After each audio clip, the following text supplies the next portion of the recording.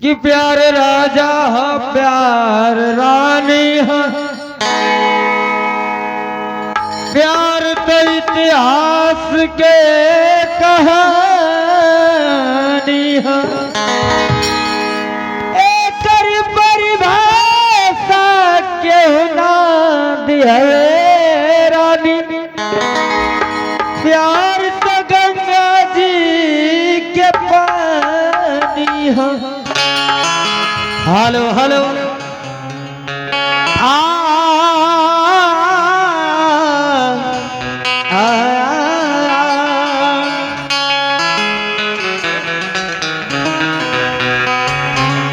कि टूटे हुए प्यालों में कभी जाम नहीं आता। हेलो तने आवाज बढ़ावा तने। हेलो हारनवा करते जब ये सुना तो साउंडवा को बढ़ावा। कि टूटे हुए प्यालों में कभी जाम नहीं आता, कि टूटे हुए प्यालों में कभी जाम नहीं आता, और इसके मरीजों को कभी आराम नहीं आता। नहीं आता नहीं आता। ये दिल तोड़ने वाले बेवफा सनम, ये दिल तोड़ने वाले बेवफा सनम, कि टूटा हुआ दिल किसी के काम नहीं आता। इसलिए मेरा कहना है कलिका भैया कि अजी गम हस्ती से गुजर क्यों नहीं जाते,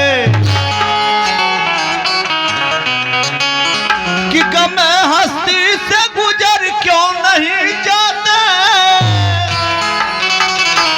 और जीना नहीं आता तो मर क्यों नहीं जाते।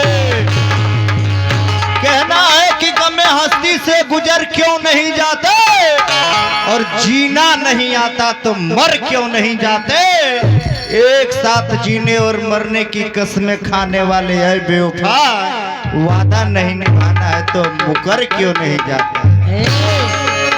कि ये बबुआ हंस देबा तो भोर हो जाई, कि ये बबुआ हंस देबा तो भोर हो जाई,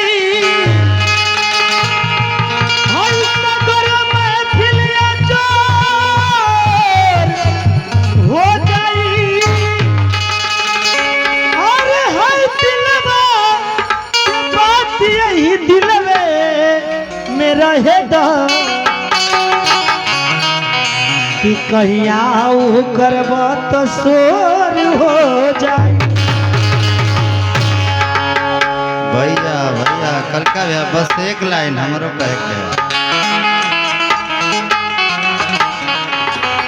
कहे के बाकी शोक शीशा कबो अश्लील ना होला, कि शोक शीशा कबो देखी नहीं जाती, कि दिल के बाजारों में दौलत देखी नहीं जाती, और हो जाए मोहब्बत तो सूरत देखी नहीं जाती। मास्टर साहब आगे और इंसान पे और सब कुछ लुटा देना, क्योंकि चीज पसंद हो जाए तो कीमत देखी नहीं जाती। लेकिन मास्टर साहब देखा हमारे सखी लोग आई लनी है, बड़ा निर्गुण भजन भई लगी संगीत की दुनिया में।